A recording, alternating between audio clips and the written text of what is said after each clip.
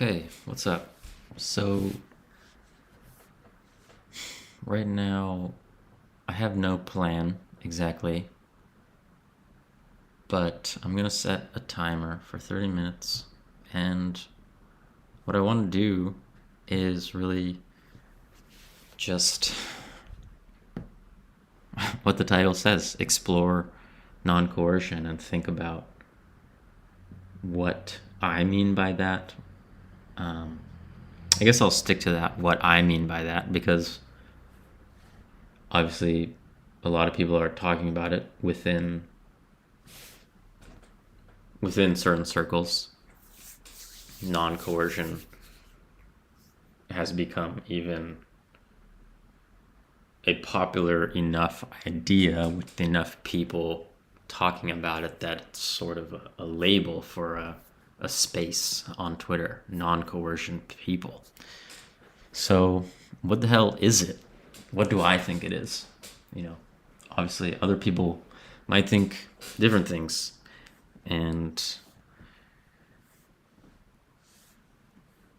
that's that's cool. I'm not gonna worry about that for now. I want to think about what it means to me. What have I said about it? That's kind of where I'm gonna start. So I'm here on my Twitter account, and I'm just gonna scroll through tweets that I've made that talk about coercion, about non-coercion, about self-coercion, as it says here, and just kind of riff off of it, see what catches my eye, where I want to dig deeper. I mean, so one thing I'll start with. I don't know if I'll follow this thread at the moment or even in this particular video, but for me, non-coercion is very closely associated with self-therapy work, internal family systems, but also it's highly connected for me to the whole topic of marketing. And if I think about it, it's largely my experience in marketing and my feelings around the various things that I've done and have been asked to do, and the ways in which I've seen people do marketing. That is what has led me to be really interested in this topic. It's not the entire story, but that's a big factor. So maybe I'll dive into that. But I want to first scroll through these tweets.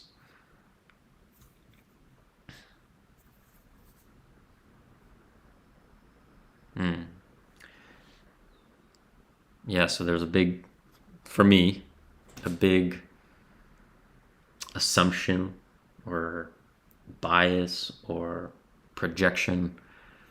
I'm not sure the best word for it, but there's this idea that I have, which I'm working on dismantling bit by bit, both intellectually and emotionally, that becoming rich and the process that you have to go through to become rich and make a lot of money, that process requires a lot of self-coercion. And this is based off of my own experience. And so I then project a lot onto other people that their experience is similar to mine. And that, is obviously not super reasonable to do, but it happens. I'm working on dialing that back.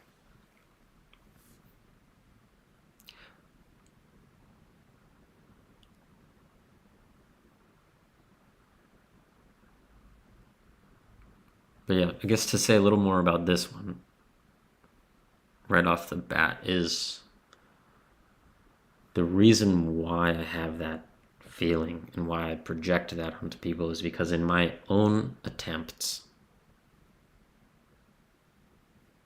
my own experiences that revolved around making a lot of money, there was so much internal conflict. There was this constant battle between the desire to make a lot of money and get rich and all the things that come with that, or all the things that I imagine come with that. But then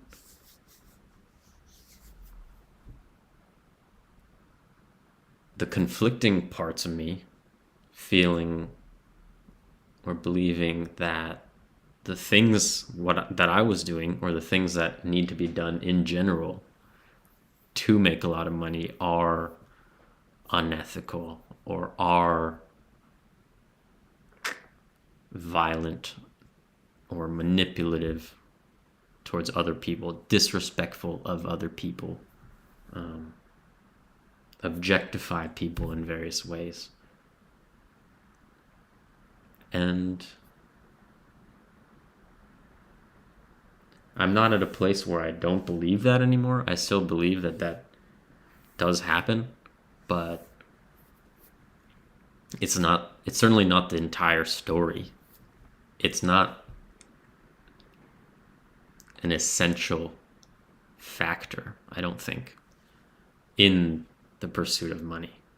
It doesn't have to involve treating other people that way, nor does it have to involve treating yourself that way. But yeah, so that's a very, very short version of why that particular topic, or why the idea of getting rich brings that up for me, that you need to coerce yourself, is because I had such internal conflict, or I have had so much internal conflict, that's what was going on internally, is that I was constantly forcing myself to keep going, shaming myself for not wanting to keep going, various things like this. So internal violence, as I said there. Treating myself in very disrespectful and mean ways. Ways that were not visible from the outside, mind you, right? Like, this is all internal stuff that we're talking about.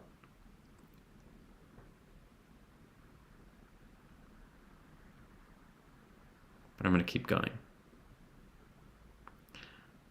Oh yeah, that was just a satire. I'll skip that. Coercion creates extra work. If you beat up a part because it's not behaving how you want, then it has to recover before it can heal.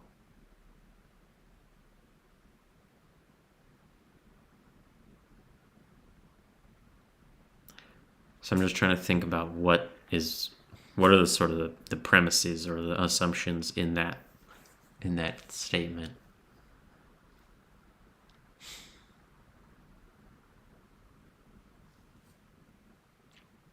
Well,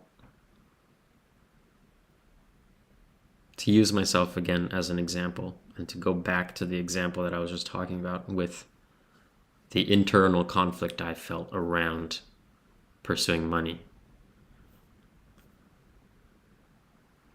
You know, you can be successful at whatever your goal is, whatever your objective is. You can succeed at that while still experiencing a lot of internal conflict, right? And this is where, as I've mentioned, for example, in my reading of the Deep Okanis article, and he mentions that metaphor of battling oneself, or battling one's internal demons. The implication there of that metaphor is that when you experience something internally that you might consider to be a demon or resistance or fear, that the thing to do to that is to conquer it, is to vanquish it and destroy it.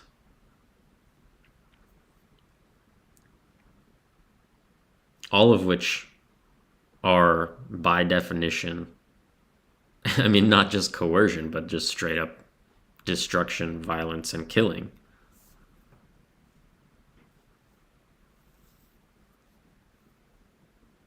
So, baked into this entire topic, the whole idea of non-coercion is like, well, what if we didn't do that anymore? Because for some of us anyway, for me, doing that sucks. I hated that. I hated treating myself like that. It didn't lead anywhere. Or at least I wasn't successful at vanquishing these things internally. What happened for me is that I would beat them up, coerce them, shame them, try to ignore them, try to force myself to keep doing things that I didn't want to do, that I was afraid of doing, or that I thought were wrong to do. And I would just kind of force myself to keep going. You know, grit your teeth and keep going. Buck up.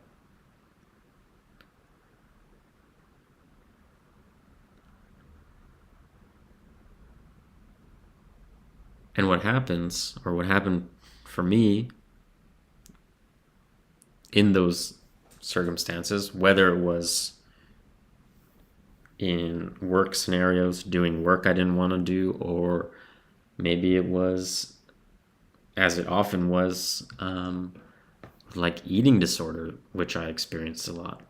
I'm going to back off from that term, eating disorder, because that has disorder has baggage. But I spent many years dealing with binge eating, like really intense binge eating. And I've gone back through journals from that time, from those years, and I've read how I would like actively bully myself, actively shame myself for doing it, in this attempt to try to make it go away so that it would stop happening anymore, because I hated it happening. And so all I knew how to do at the time was punish myself for it.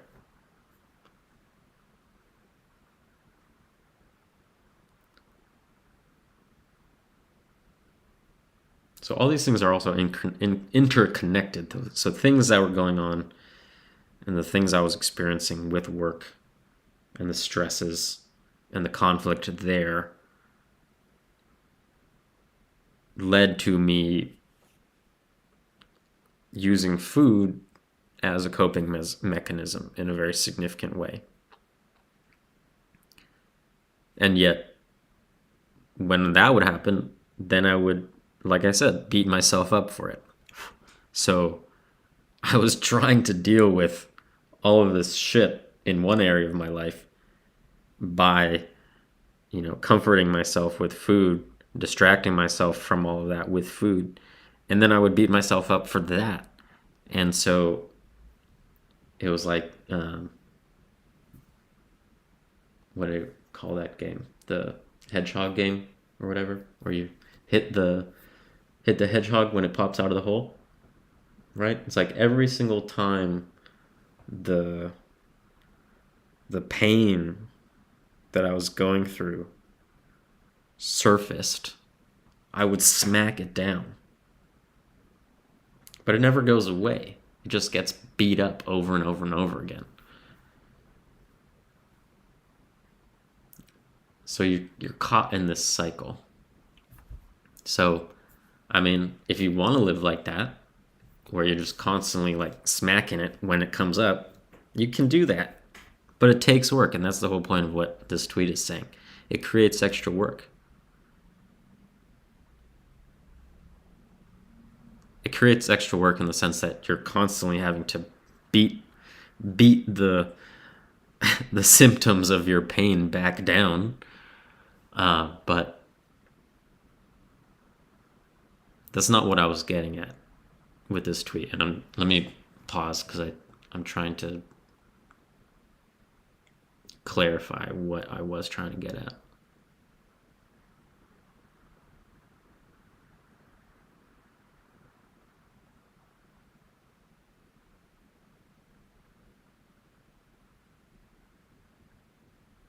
If you beat up a part because it's not behaving how you want, then it has to recover before it can heal. So, I mean, the assumption there is that you're going to ever give it any chance to heal. And a lot of people probably never will. So that is, for them, irrelevant.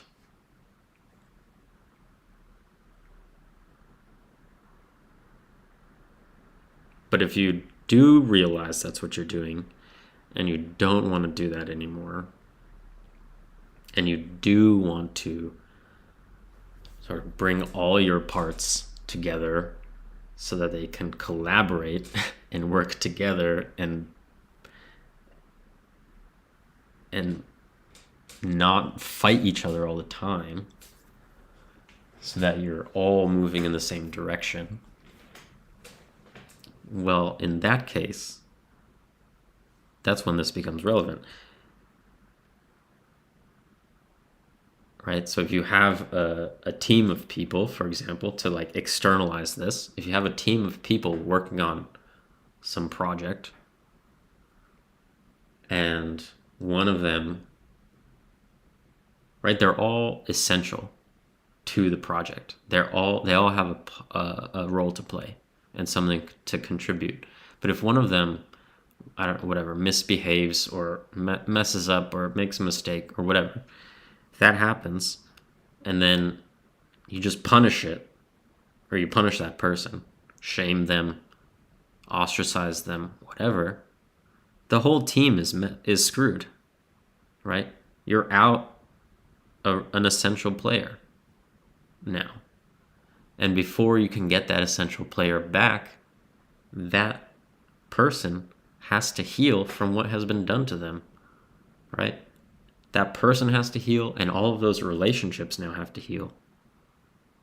Because if you've just shamed and ostracized a person from the group, you can't just bring them back and everything's fine, right? Like, the relationships between everyone have changed because everyone has just totally ganged up on that person. So that's what I mean. There's extra work created when you do that. So that's that one. I'll keep moving.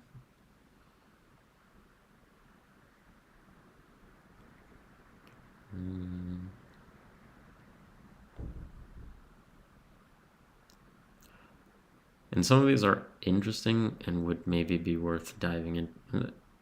They are things that I would want to dive into to think more about them for myself, but they're not really catching my interest right now, so I won't.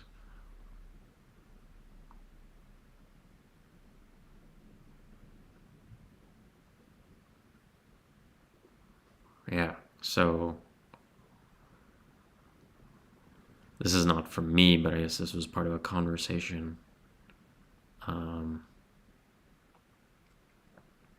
Yeah, this is a very great example of an occasion where somebody can be frustrated and treat themselves coercively, right? So I should be able to work out consistently, but I can't because I'm too pathetic. I'm a lazy fuck. I'm weak and I lack discipline.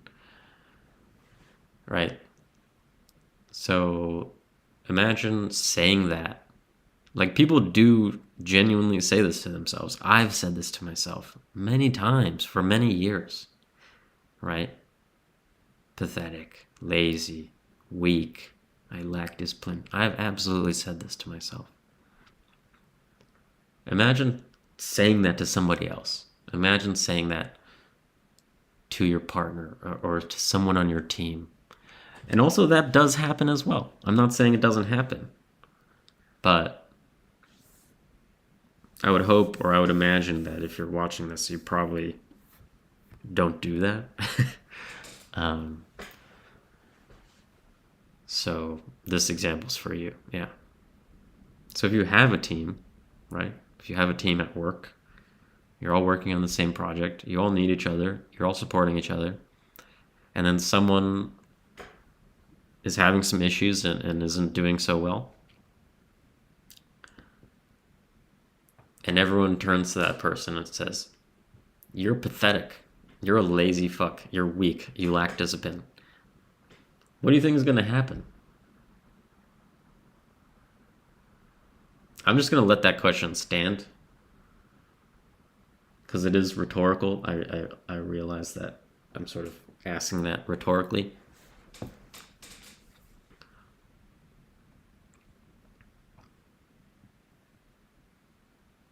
Yeah, I'm going to let that stand. I know that's kind of intellectually lazy of me to make the point. It is kind of lazy of me to not just spell that out, but I'm going to let that question stand for now.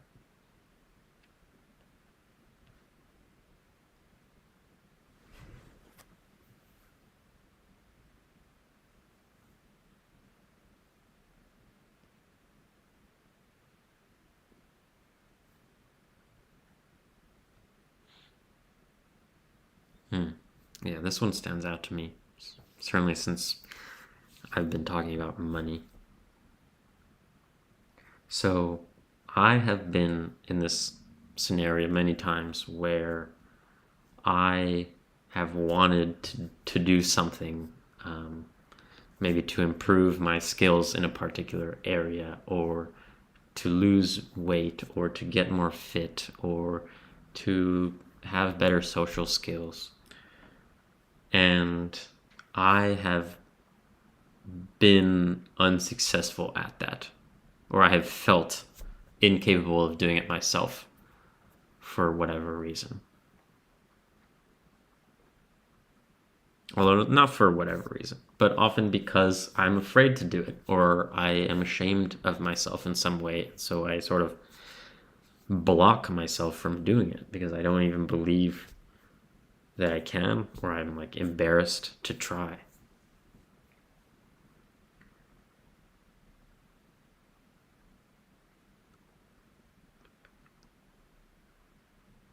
And so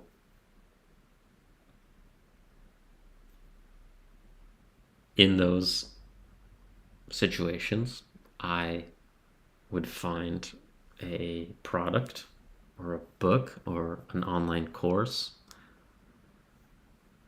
by some guru type of person. And that course would be promising me the results that I was wanting, right? To become a social butterfly, for example, that has been one of them, right? To be charismatic, or to be fit and lean and muscular and attractive, or make a lot of money. Again, going back to the initial point, make a lot of money. That is something that I've chased with a lot of energy. And so I have been wanting that thing, whatever it is, like really, really wanting it, kind of obsessing over it, right? But not really getting anywhere with respect to it because of those obstacles, internal obstacles. And so what I have done is I will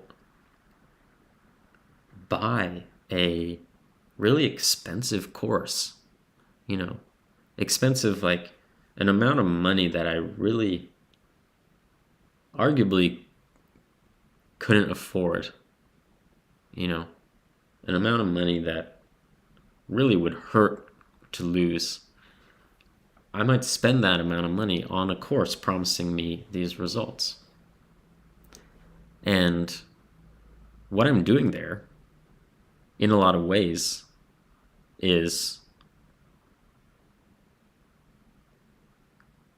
well, the way I obviously described it in this tweet is coercing myself, right? It's like I have committed something very valuable to me. And if I don't do the work, I will lose it.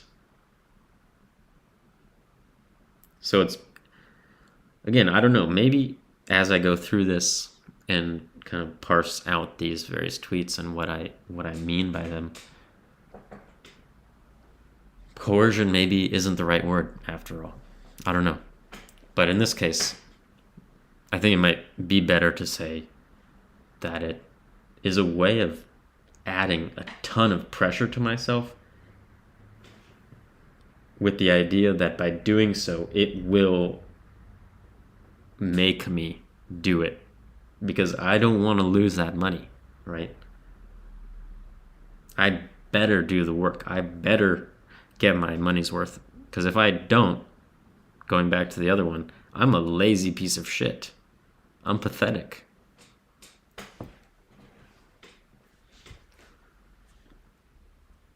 Unfortunately, this rarely ever works in my experience. But yeah, so that whole idea of skin in the game, right? It's like if you close the car door and like your shirt is still stuck, right? You better run along with the car, alongside the car, or else your shirt's going to get ripped off. And I'm using a shirt because, well, it could also happen to your actual skin and your actual body, right? And just how much more painful and bloody that would be. If you don't go along with that process that you've put skin in the game into, right? If you don't do the thing where if you don't continue along with the process where you've committed that painful amount of money, then you're going to be in some serious pain. So, yeah, maybe coercion is the right word to come back to, because you're pressuring yourself with pain. If you don't do it, you will suffer. Yeah, as I say in the end of this. You're setting yourself up for that. Do it or suffer. Do it or lose all this money that you actually can't afford to lose. So,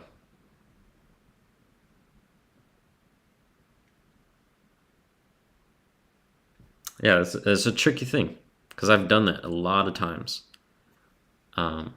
And it has not worked for me. Some people, it does work for them. So I'm not saying it doesn't work, but they probably are better at getting themselves to do things that they don't necessarily want to do, or that they are still afraid to do, right? So again, I don't know, maybe I'm projecting onto people here to say, if you succeed in this fashion, you likely are better at coercing yourself. It's case by case. I'm not going to generalize. Because also buying things is not necessarily this. Only in some cases it's this, right?